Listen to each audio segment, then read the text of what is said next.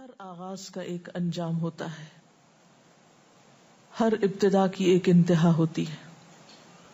جس چیز پر زندگی آتی ہے اس پر موت کا آنا بھی لازم ہے. ہم اپنے آس پاس اس کی بہت سی نشانیاں دیکھتے رہتے ہیں.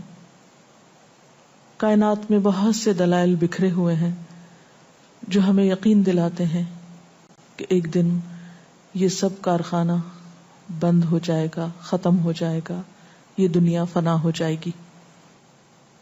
وہ وقت قرآن پاک کے الفاظ میں زمین و آسمان پر بہت بھاری ہوگا، اور اس بھاری وقت کے آنے سے پہلے دنیا میں کچھ علامات نمودار ہوں گی. تو آج چند ایک احادیث آپ کی خدمت میں پیش کروں گی جو قیامت کی نشانیوں کے بارے میں ہیں. اس سے ایک تو ہمیں اپنے عمل کا جائزہ لینے کا موقع ملے گا، دوسرے ان سے یہ بات سامنے آتی ہے کہ نبی صلی اللہ علیہ وسلم کی باتیں کتنی سچی باتیں تھیں.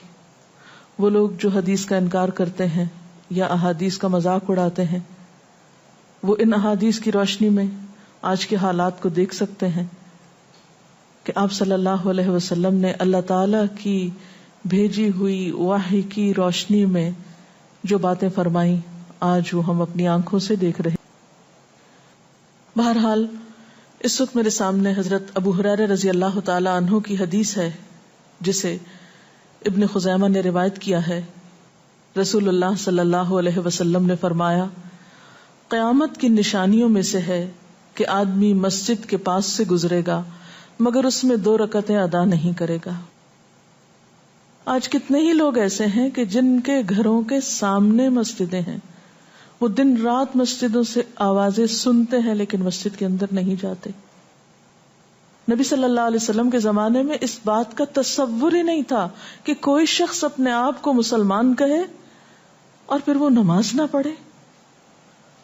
اسی لیے ہم دیکھتے ہیں کہ منافقین ہر حال میں مسجد میں پہنچتے تھے، بلکہ انہوں نے اپنی ایک الگ مسجد بھی بنائی تھی یا مسجد نامی عمارت بنائی تھی.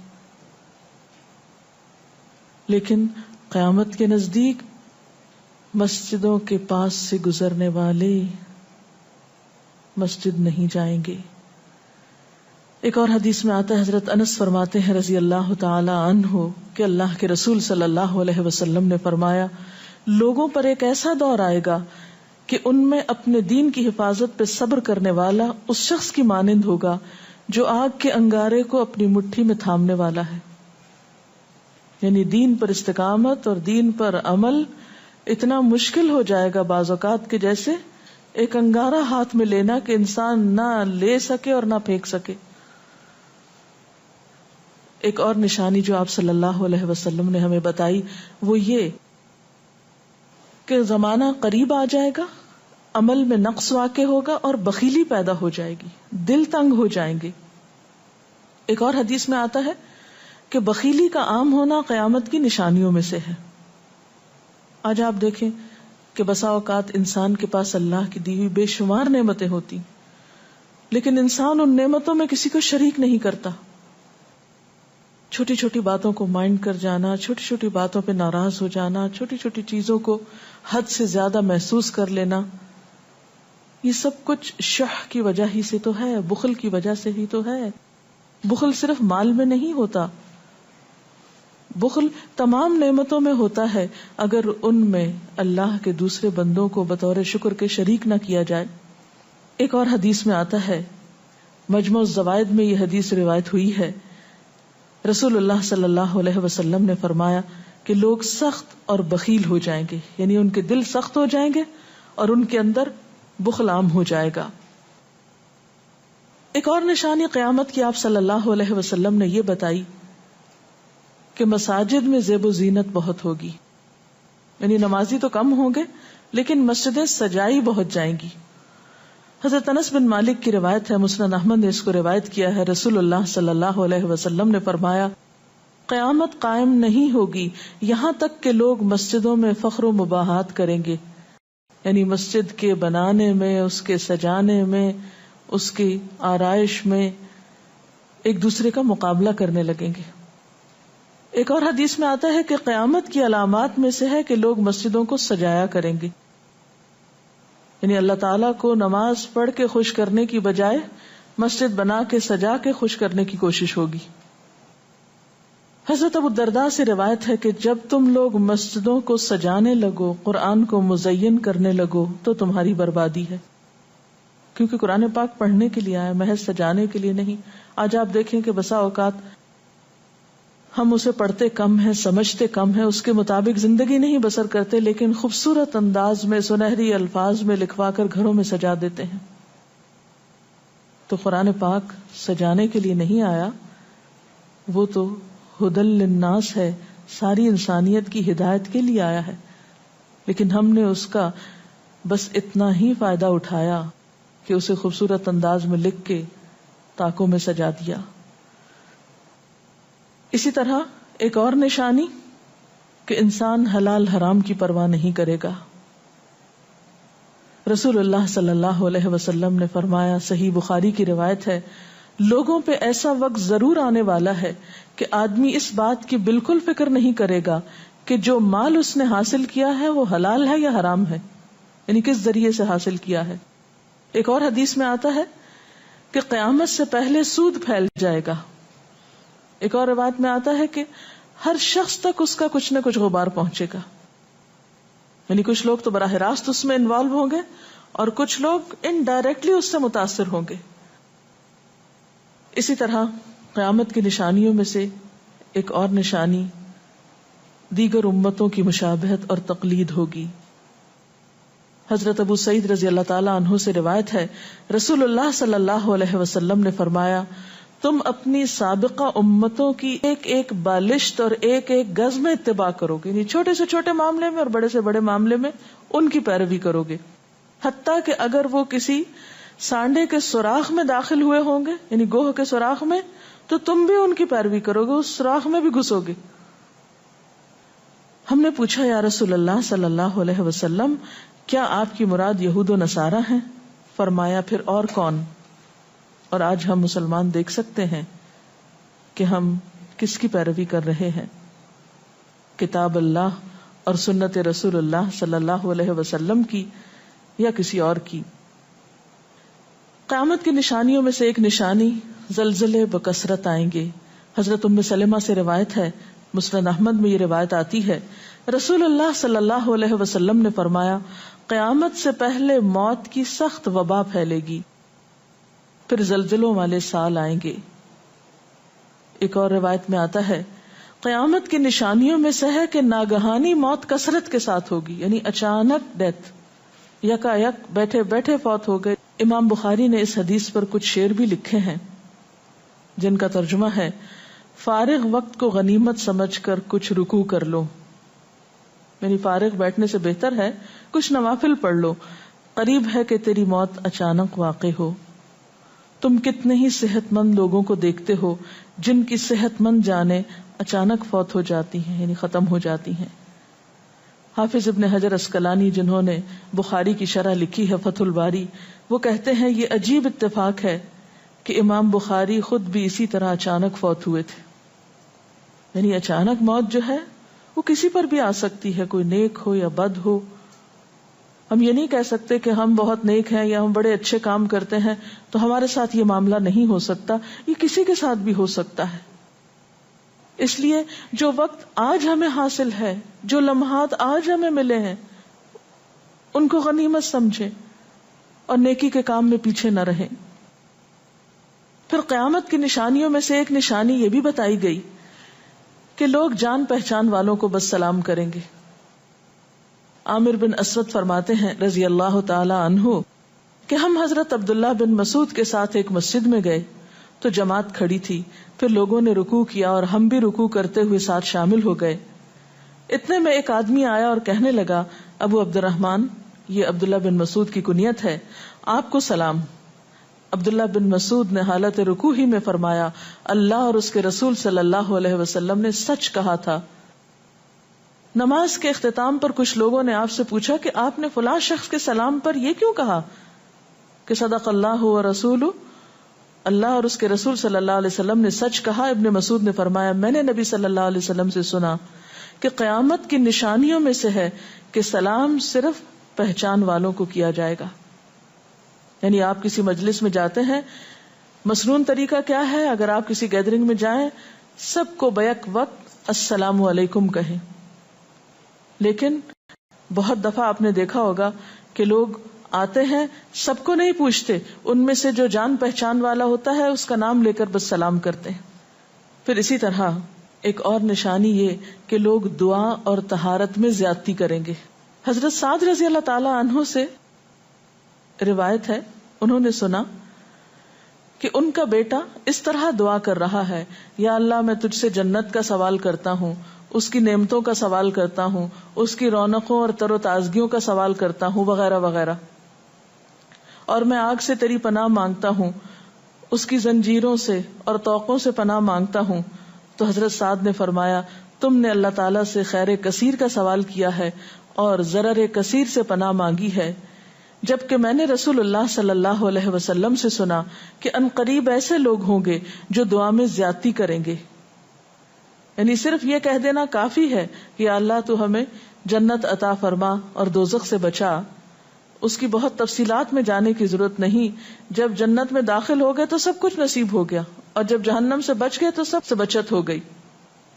پھر آپ نے یہ آیت پڑھی اپنے رب سے عاجزی سے دعا مانگو، یقیناً وہ زیادتی کرنے والوں کو پسند نہیں کرتا. یعنی دعاؤں میں زیادتی اور اس قسم کی تفصیلات یہ پسندیدہ نہیں ہے. تمہیں یہی کافی تھا کہ تم یوں کہتے یا اللہ میں تجھ سے جنت اور ہر اس قول و عمل کا سوال کرتا ہوں جو جنت کے قریب کر دے، اور میں تیری پناہ چاہتا ہوں جہنم سے اور ہر اس قول و عمل سے جو جہنم کے قریب کرے. تو اتنا کہنا کافی تھا. پھر قیامت کی نشانیوں میں سے ایک نشانی آپ صلی اللہ علیہ وسلم نے یہ بھی بتائی کہ نااہل حاکم مقرر کیے جائیں گے. حضرت ابو ہریرہ سے روایت ہے کہ قیامت کی نشانیوں میں سے ہے کہ ذلیل اور کمینے لوگ نیک شریف لوگوں پر غالب ہو جائیں گے. کیوں ابن مسعود، کیا تم نے بھی یہ بات میرے محبوب صلی اللہ علیہ وسلم سے سنی ہے؟ ابن مسعود نے فرمایا ہاں رب کعبہ کی قسم.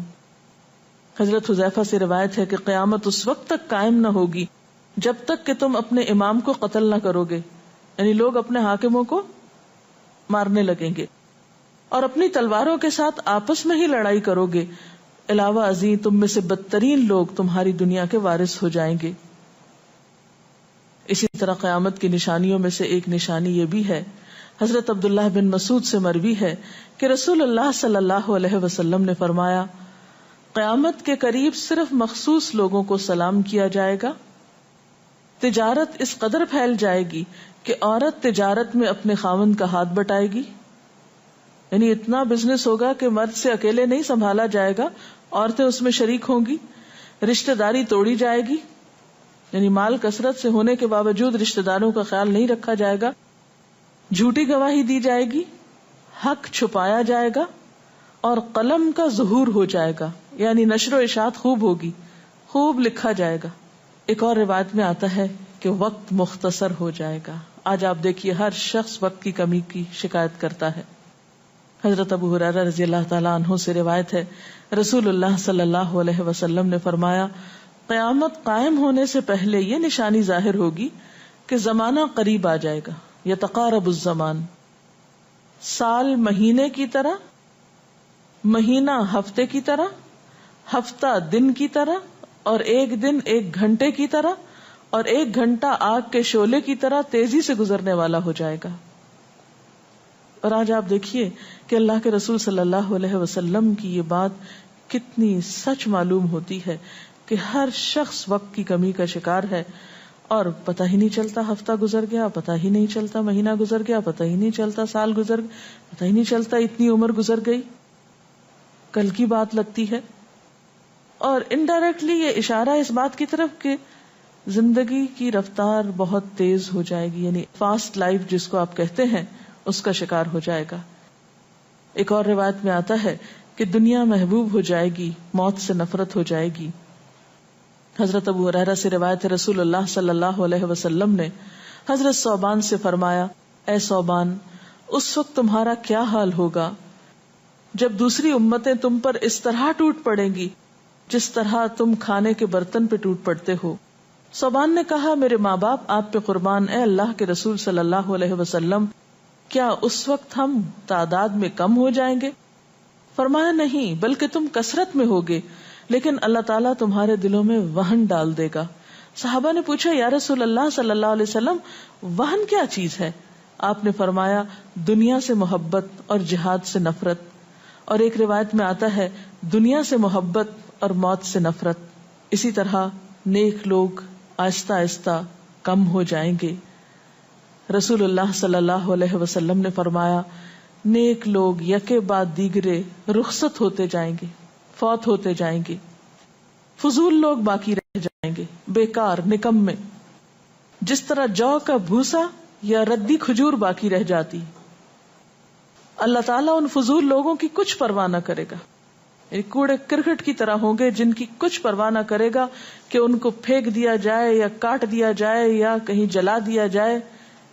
ایسے لوگوں کی اللہ تعالیٰ کو کچھ بھی ضرورت نہیں ہو. حضرت عمرو بن شعیب اپنے والد سے اور اپنے دادا سے روایت کرتے ہیں رسول اللہ صلی اللہ علیہ وسلم نے فرمایا لوگوں پر ایک ایسا وقت آئے گا کہ ان کی خوب چھانٹی صفائی کی جائے گی تو فضول لوگ باقی رہ جائیں گے اور نیک لوگ ختم ہو جائیں گے. پھر آپ نے اپنے دونوں ہاتھوں کی انگلیوں کو آپس میں ملا کر فرمایا اس طرح ان کے وعدے اور امانتیں خلط ملط ہو کر رہ جائیں گے اور وہ اختلافات کا شکار ہو جائیں گے. یعنی نہ ان میں وعدوں کا پاس ہوگا نہ امانتوں کی ادائیگی کا احساس ہوگا، اور وہ ایک ہی چیز جانیں گے اور وہ لڑائی جھگڑا، اختلافات. کیونکہ کوڑا کرکٹ ہے نا، کوئی وزن تو اس کا ہے نہیں، کوئی اصول تو ہے نہیں، کسی نیک کام میں استقامت تو ہے نہیں، بس جدھر کو پانی جا رہا ہے اس پہ بہ رہے ہیں، ہوا چل رہی ہے اس پہ اڑ رہے ہیں. تو ایسے نکمے اور بیکار لوگ باقی بچیں گے اور پھر ایک دن دنیا اپنے اختتام کو پہنچ جائے گی. ہر گھر میں فتنہ داخل ہو جائے گا. حضرت عوف بن مالک فرماتے ہیں کہ میں غزوہ تبوک کے موقع پر رسول اللہ صلی اللہ علیہ وسلم کی خدمت میں حاضر ہوا جبکہ آپ اس وقت چمڑے کے ایک خیمے میں تشریف فرما تھے. آپ نے فرمایا قیامت کی 6 نشانیاں گن لو. پھر ایک ایسا عام اور تباہ کن فتنہ ہوگا کہ عرب کا کوئی گھر بھی اس کی لپیٹ میں آنے سے محفوظ نہ رہ سکے گا.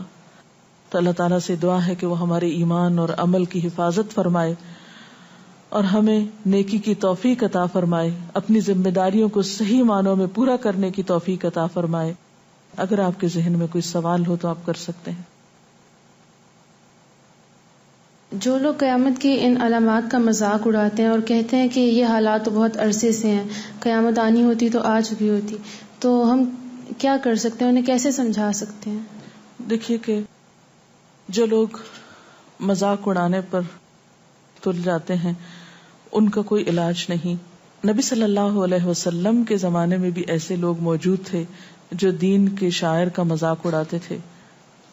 قرآن نے ایسے لوگوں کو منافق بتایا ہے. اور بات یہ ہے کہ جب قیامت آئے گی تو پھر کسی سے پوچھ کر نہیں آئے گی، اس کا وقت تو اللہ تعالیٰ کو معلوم ہے، اور جب آ جائے گی تو کوئی اس سے فرار حاصل نہیں کر سکے گا. آج ہمیں اللہ تعالیٰ نے اختیار دیا ہے، چاہیں تو کسی چیز کو مانیں اور چاہیں تو انکار کر دیں، لیکن جب اصل حقیقت سامنے آئے گی تو پھر ہم انکار نہ کر سکیں گے. آپ نے بتایا کہ قیامت کی نشانیوں میں ہے کہ طہارت میں بھی زیادتی کی جائے گی، تو اس سے کیا مراد ہے؟ اس کا معنی یہ ہے کہ لوگ طہارت حاصل کرتے وقت وسائل یا ریسورسز کو بہت ضائع کریں گے. مثلا یہ کہ وضو کرتے وقت بہت زیادہ پانی لنڈھانا، بہت صابن گرانا، اسی طرح نہاتے وقت بہت پانی ضائع کرنا. نبی صلی اللہ علیہ وسلم کے زمانے میں پانی کی قلت بھی ہوتی تھی، لیکن اس کے باوجود آپ صلی اللہ علیہ وسلم کی تعلیمات میں ہے یہ بات کہ ایک شخص کو آپ نے فرمایا تھا کہ خواہ تم دریا کے کنارے بیٹھے ہو پھر بھی وضو کے لیے اتنا ہی پانی لو جتنا تمہاری ضرورت ہے، یعنی بہت زیادہ پانی ضائع نہ کرو. آج ہم دیکھتے ہیں کہ بہت سے وسائل کے ذریعے پانی کا حصول بعض علاقوں میں بہت آسان ہو گیا ہے اور لوگ بہت ناقدری کے ساتھ پانی ضائع کرتے ہیں. مثلاً بعض دفعہ دیکھا گیا ہے کہ برش کرنے کے وقفے میں ٹیپ کھول دی جاتی ہے، بعض اوقات 5 منٹ تک ٹیپ میں سے پانی بہتا رہتا ہے اور آرام آرام سے لوگ اپنی طہارت اور صفائی کا اہتمام کرتے رہتے ہیں. تو کسی بھی طرح کے وسائل کو ضائع کرنا جو ہے وہ اسلامی تعلیمات کے خلاف ہے، خواہ